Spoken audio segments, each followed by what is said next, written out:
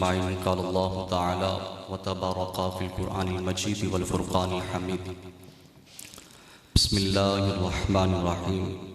لن تنالوا البر حتى تنفقوا مما تحبون. قال تعالى في مقام آخر في شان حبيبه إن الله وملائكته يصلون على النبي يا أيها الذين آمنوا صلوا عليه وسلموا تسليما. الصلاة والسلام عليك يا سيدي يا رسول الله وعلى آلك وأصحابك يا حبيب الله.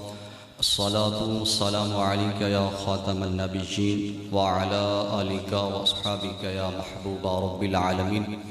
منزه عن شريك في محاسنه فجوهر الحسن فيه غير منقسم. مولاي صل وسلم دائما أبدا على حبيبك خير الخلق كلهم. يا رب بالمصطفى بلغ مقاصدنا واغفر لنا ما مضى يا واسع الكرم. مولاي صل وسلم دائما أبدا على حبيبك خير الخلق كلهم. لوح بھی تو قلم بھی تو تیرا وجود الکتاب. گنبد آبگینہ رنگ تیرے محیط میں حباب. عالم آب و خاک میں تیرے ظہور سے فروغ کہ ذرہ ریگ کو دیا تو نے طلوع آفتاب. شوکت سنجر و سلیل تیرے جلال کی نمود. فقر جنید و با یزید تیرا جمال بے نقاب. گر شوق تیرا نہ ہو میری نماز کا امام. میرا قیام بھی حجاب میرا سجود بھی حجاب. تیری نگاہ ناز سے دونوں مراد پا گئے. عقل غیاب و جستجو عشق حضور و اضطراب. تمام تعریفیں اللہ مالک کائنات کے لیے. درود و سلام حضور نبی کریم علیہ تحیت و ثنا کے لیے اور آپ کی آل اور ان اصحاب کے لیے جو علم و حکمت کا عظیم سرچشمہ ہیں.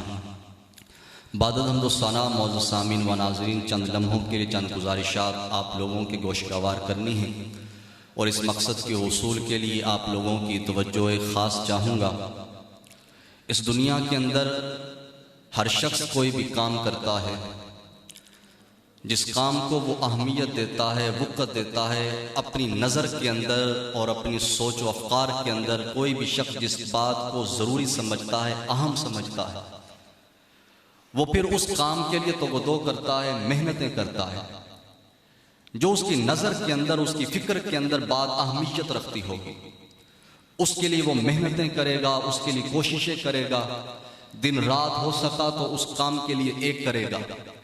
ہمارے بچپنے کے اندر تقریباً ہر شخص کی زندگی اسی طرز کی گزرتی ہے کہ جس وقت کچھ عمر تھوڑی سی سنبھلنے کو ہوتی ہے، ماں باپ صبح فجر کے وقت یا مغرب کے وقت یا دن کے اندر تھوڑے سے قلیل وقت کو مختص کرتے ہیں کہ مسجد کے اندر بچے کو بھیجتے ہیں کہ جہاں پر جا کر وہ کتاب مقدس قرآن مجید کی تعلیم کو حاصل کرتا ہے.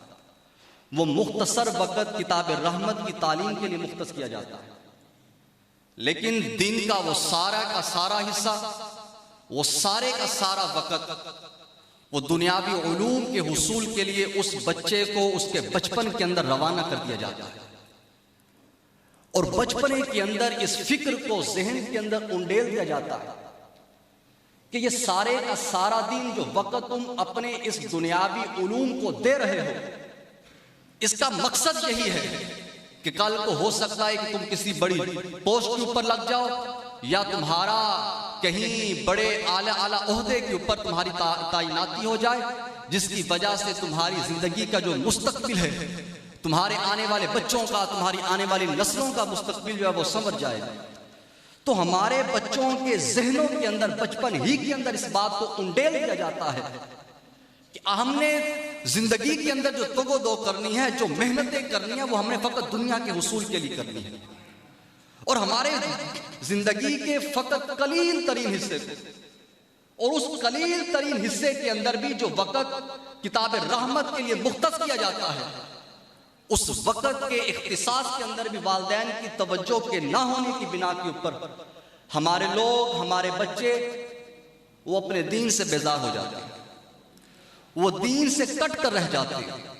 کیونکہ بچپن کے اندر تو یہی سوچ ذہن کے اندر ڈال دی گئی کہ یہ ساری کی ساری محنتیں جو ہیں یہ فقط آپ لوگوں کی اچھی پوسٹ کے حصول کے لیے. تو ہم لوگوں نے اپنے بچپن کے اندر ہی اپنی ان سوچوں کو اپنے ذہنوں کے اندر بٹھا لیا ہوتا ہے، اور پھر نتیجہ کیا نکلتا ہے؟ نتیجہ یہی نکلتا ہے کہ ہمارے وہی بچے ہوتے ہیں کہ جو والدین کو پھر گھروں کے اندر سے دھکے دے کر باہر نکالتے ہیں۔ ہمارے ماں باپ نے شکایتیں لے کر پھر علماء کے در کے اوپر پہنچ جانا ہے کہ دیکھو صحیح ہماری اولاد ہمارے ساتھ کیا سلوک کرتی ہے۔ آپ لوگوں نے اپنی اولاد کو جو دیا وہی آپ کی اولاد آپ کو لوٹا رہی ہوتی ہے۔ ہم لوگ پھر شکایتیں کرنے والے ہوتے ہیں کہ قاری صاحب دیکھیں تو صحیح کہ ہماری اولاد گھر کے اندر بدتمیزی کرتی ہے، اپنی زبان کو دراز کرتی ہے، گالن گلوچ، بازار کے اندر جا کر گلی کے اندر کھڑے ہو کر وہ اپنی زبانوں کو دراز کرتی دکھائی دیتی ہے۔ در حقیقت ہم نے اپنے بچپن کے اندر اپنی اولاد کو جو قلیل وقت دیا تھا اور جو کثیر وقت جس مقصد کے لیے دیا تھا، یہ در حقیقت وہی رزلٹ وہ ہمارے سامنے ہوتا۔ ہم لوگوں نے نیکی کو حقیر بنا کر رکھ دیا۔ ہم لوگوں نے دین کے لیے اس بات کو پسند کیا ہے کہ دین کے لیے ہمیں فقط شارٹ کٹ مل جائے، اور دنیا کے حصول کے لیے جس کا کوئی پتہ بھی نہیں۔ بسا اوقات ایسا بھی ہوتا ہے کہ جوان گھر سے نکلتا ہے کہ شام کو گھر اطلاع پہنچتی ہے کہ آپ کے گھر بچے کی لاش گھر میں پہنچنے والی ہے۔ بہت سے ایسے لمحات کی زندگی کے اثر ایسے آتے ہیں، پھر وہ فکروں کا طوفان، وہ سوچوں کا افکار جو دماغوں کے اندر ابل رہا ہوتا ہے، جس کو ذہنوں کے اندر بٹھا کر بچوں کی پرورش کی گئی ہوتی ہے، وہ وہیں پر دم توڑ دیتی ہے۔ اب وہاں پر اس مقام کے اوپر ماں باپ کو یہ فکر لاحق ہوتی ہے کہ کاش کہ ہم نے اپنی اولاد کا جو رخ تھا وہ درست سمت کے اوپر لگایا ہوتا۔ ہم لوگ دین کے معاملے کے اندر شارٹ کٹ چاہتے ہیں۔ ہم اپنی اولاد کو بھی اسی طرز کے اوپر لگاتے ہیں، اور خود اپنی ذات کے لیے بھی ہم لوگ دین کے معاملے کے اندر اپنی آخرت کے سنوارنے کے لیے شارٹ کٹ چاہتے ہیں۔ رمضان آئے گا، روزے نہیں رکھیں گے، صدقہ و خیرات کریں گے، اور چاہتے ہیں ہم اپنے آخرت کے حصول کے لیے ہم وقت دینے کو تیار نہیں ہوتے۔ نیکی کوئی بھی حقیر نہیں ہوتی۔ نیکی اصل کے اندر وہی نیکی ہوتی ہے کہ جس کو مستقل مزاجی کے اوپر کیا جائے۔ آج آپ یہاں پر بیٹھے ہیں، ساری رات آپ بیٹھے رہے، یہ آپ کا یہاں پر بیٹھنا اتنی افضلیت کا حامل بھی نہیں ہے۔ زیادہ افضلیت اور اہمیت اس بات کی ہے کہ روزانہ چاہے مسجد کے اندر چاہے اپنے گھر کے اندر بیٹھ جائے، چند لمحوں کے لیے ہی صحیح، ان چند لمحوں کے اندر ہی آقا نامدار علیہ السلام کے اوپر آپ درود شریف کا نذرانہ پیش کر دیں، اللہ آپ کو اس مجلس سے زیادہ ثواب عطا کرے گا۔ لیکن آپ کا یہ عمل مستقل مزاجی کے اوپر ہونا چاہیے۔ ایک دن کیا، 2 دن کیا، مہینے بعد، سال بعد، ایسا نہیں ہونا چاہیے۔ مستقل مزاجی کے اوپر، روز مرہ کی بنیاد کے اوپر۔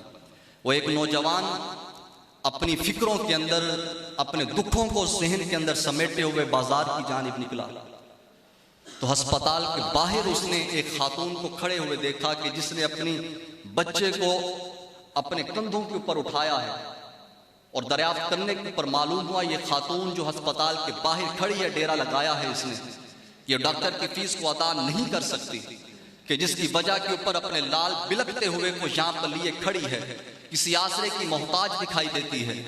تو نوجوان آگے بڑھا، آگے بڑھ کر اس نے اس عورت کے اخراجات کو پورا کیا، دوائی لے کر دی، اس کو روانہ کیا۔ گھر آیا، اس کو لگا کہ میری فکریں دور ہو گئی ہیں، جو مصیبتیں جو میرے گھر میں در آئی تھیں وہ گویا مجھے ختم ہوتی ہوئی دکھائی دے رہی ہیں۔ اس نے اپنی زندگی کا یہ معمول بنایا کہ ہر روز جاتا، کسی مصیبت زدہ کو وہ تلاش کرتا، اس کی جا کر وہ داد رسی کرتا، اس کی مصیبتوں کو، اس کے حالات کو اس سے پوچھتا، جس کی وجہ سے اگلے بندے کے درد کا مداوا تو ہوتا ہی تھا، اللہ اس شخص کے قلب کو بھی سکون عطا کر دیا کرتا تھا۔ لیکن شرط یہی ہے، کام جو بھی ہو مستقل مزاجی کے اوپر ہو۔ مستقل مزاجی ہمارے اندر یہ مفقود ہے۔ نیکی چاہے چھوٹی ہی کیوں نہ ہو، لیکن جس وقت اس کو ہماری مستقل مزاجی مل جائے گی، ہماری وہی نیکی جو ہے ہمارے لیے پہاڑ بن جائے گی۔ الاستقامت فوق الکرامت عربی کا مقولہ ہے کہ استقامت جو ہوتی ہے وہ کرامت کے اوپر درجہ رکھتی ہے. یہ ہرگز کوئی اہمیت نہیں رکھتی بات کہ میں آپ کو یہاں ہوا کے اندر اڑ کر دکھاؤں. اس بات کی اہمیت کچھ بھی نہیں ہے. اہمیت اس بات کی ہے کہ میں روزانہ اپنے اوپر عائد ہونے والی اللہ کی جانب سے ذمہ داریوں کو ادا کرتا ہوں یا نہیں کرتا. اللہ نے جو حقوق و فرائض میرے ذمہ ادا کیے ہیں، اصل مقصد حیات ہمارا یہی ہے. ہم لوگوں نے نیکی کو حقیر بنا کر رکھ دیا.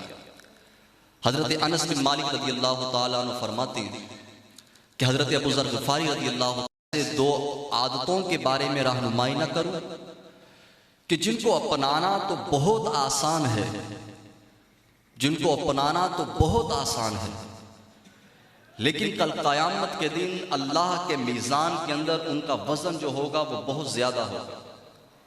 عرض کی حضور ارشاد فرمائیں کہ وہ کون سی عادات ہیں؟ تو حضور نبی کریم علیہ السلام نے فرمایا کہ علیکا بحسن الخلق وطول الصمت. حضور نبی کریم علیہ السلام نے فرمایا کہ اپنے اخلاق کو درست کر لو اور خاموشی کو طویل تر اختیار کر لو.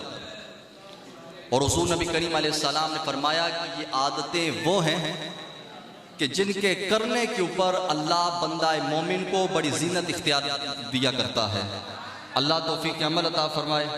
وما علیہ الا البلاغ المبین.